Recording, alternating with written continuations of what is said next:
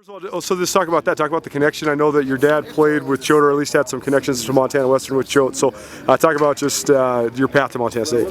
Well, originally out of high school, I wanted to come to Montana State, and I talked to Choate a little bit, just with recruiting and stuff. And he already had 8 running backs when he got the job, so it didn't really work out. But went to Boise State, had a great learning experience, and I'll always be partly a Bronco. I love my brothers over there, and they got a great coaching staff and stuff.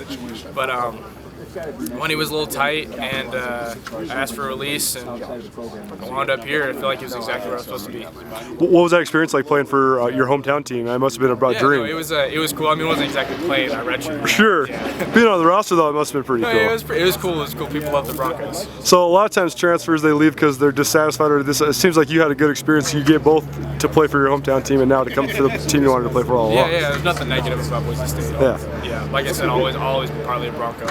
But I had a great opportunity to come here, and so I feel like that was best for me. Yeah. Did you have any influence on those guys during recruiting? Did you talk to them? I know you had kind of already. Oh, Red and Woody? Yeah. No, not really. I mean, Choate made a connection. He's a great recruiter, and he's a great guy. So I think it was mostly all him. They didn't even know I was coming here.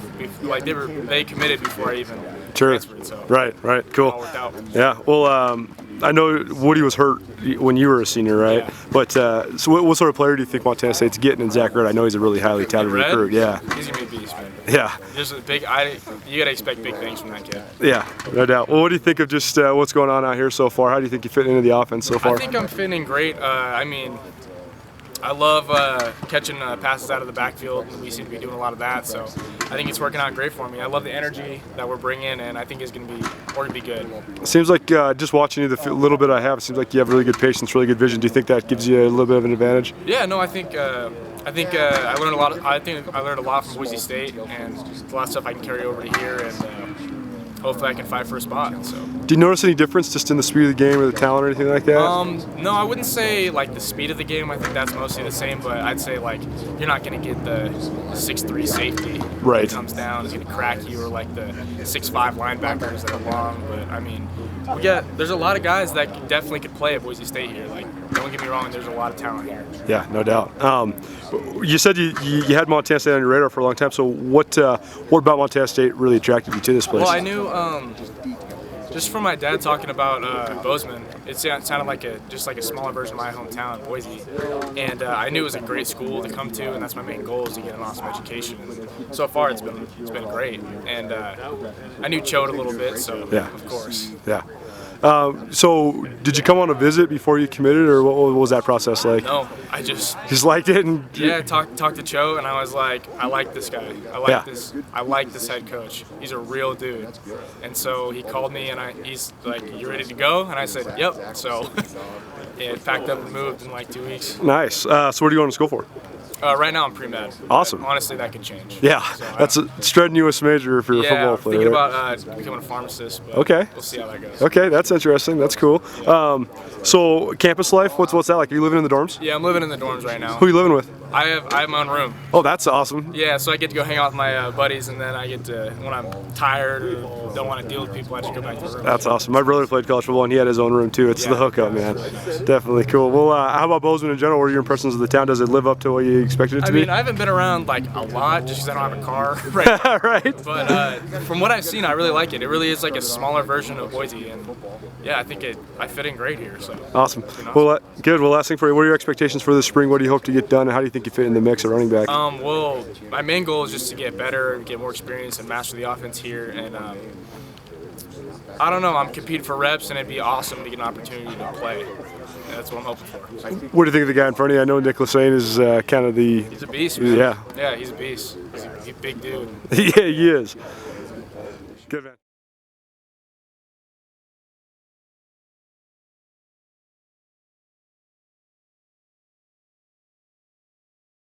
Aspirations for himself and for our football team, and he's a kid that's very eager to learn right now, knowing that this opportunity is in front of him. So what I'm doing is just trying to challenge him, not so much in between the white lines, but more in terms of his leadership, because he has had a unique path to getting to this point.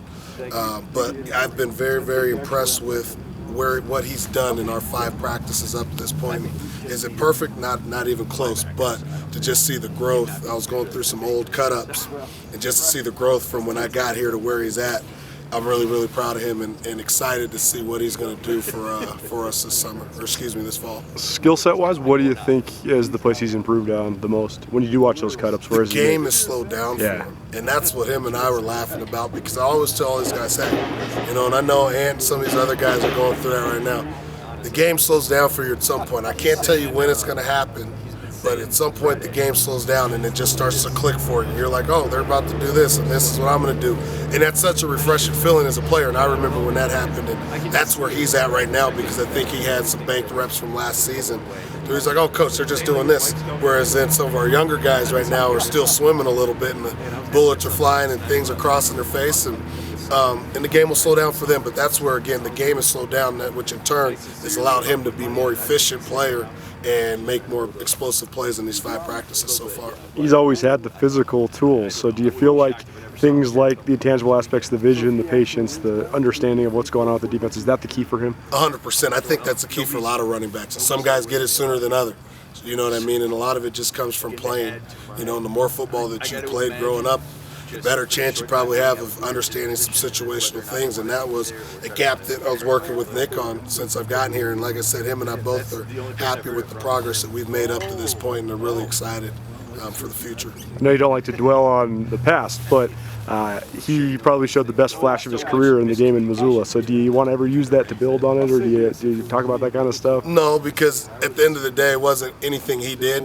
It was the other 10 guys on the field doing their jobs. You know, if you watch that play, if I'm not mistaken, Gunnar and Chad both had big-time blocks to spring the play. Yep. And if they don't do their job, we don't even see that flash. And so at the end of the day, in order to be a great running back, you need to have really good players around you. Obviously, starting with the offensive line, tight ends. Our receivers are selfless. I mean, they caught 2 balls. You know what I mean? So those guys did a good job. So any success we get is going to be because of the other 10 guys on the field. What do you think of the rest of the group? Do you think Noah James has a chance to climb his way up the depth chart? Yeah, I think Noah's, again, the guy that's physically has changed his body. You know, he was a little bit lighter last year than I wanted him. Now he's up to about 217, 218, which is where he needs to be an efficient back. I think Jake Roper brings a great skill set to our room. I think Anthony's shown good flashes. You know, Nick Van Horsen, from day 1 to day 5, has shown really good flashes as well. And so I'm really excited for this group, and us just continuing to work through the rest of spring ball, working into fall, or excuse me, summer and into fall, just because, again, it's a young group, and with having such a young group, the ability to grow is really high. And so I'm excited to see where can we go from ending practice 5 till when we start fall. Seems like Roper's the exact kind of transfer you want to get. A guy might play at the high level, but also wants to be here really bad. Exactly. No, Jake has been a great addition to our room and to our program.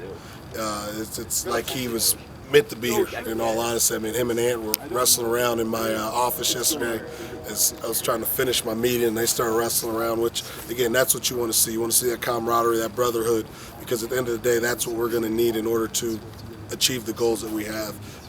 Skill set wise, it looks like he really does do a good job with the patience, pressing the hole, stuff like that. Yes, I think that's his greatest benefit. Is I don't think he's a blazer, a 4-3, 4-4 guy, but I think he's, and I'm careful to say this, but I'm going to compare him. He's a poor man's Christian McCaffrey in the ability to press the hole, understand what's going on, see something cross his face, and be able to get behind it. And again, I'm careful to say that because Christian McCaffrey obviously is a big-time player, and hopefully we can get Jake to being that productive. But when you just turn on the film and you watch their ability to do, you see a lot of similarities in their game to put their foot in the ground, slash on something, anticipate a safety running by him, and still be able to make a really big play.